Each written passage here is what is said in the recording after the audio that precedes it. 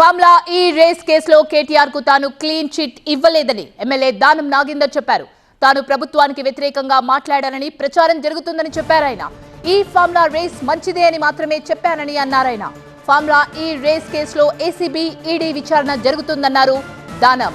అయితే ఎన్నికల సమయంలో ఫార్ములా ఈ రేస్ వ్యవహారంలో నిధుల మళ్లింపుతో క్విట్ ప్రోకో జరిగిందని అనుమానాలు ఉన్నాయని చెప్పారు దానం.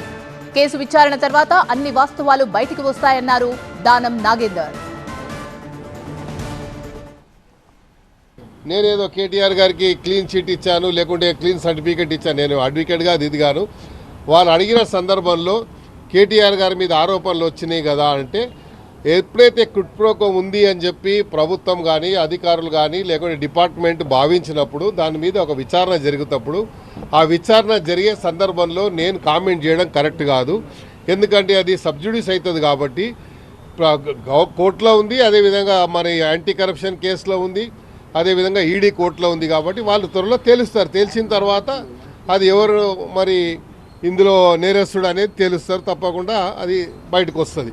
ఎందుకంటే చాలా క్లియర్గా ఎన్నికలు జరుగుతున్నటువంటి సందర్భంలో డబ్బులు ట్రాన్స్ఫర్ అయినాయి అని చెప్పి అన్నప్పుడే అక్కడే క్విట్ ప్రోకో జరిగింది అనేది ఒక అనుమానం ఉంది. కాబట్టి దానికి మనము అందరూ అర్థం చేసుకోవాల్సిన అవసరం ఉంది.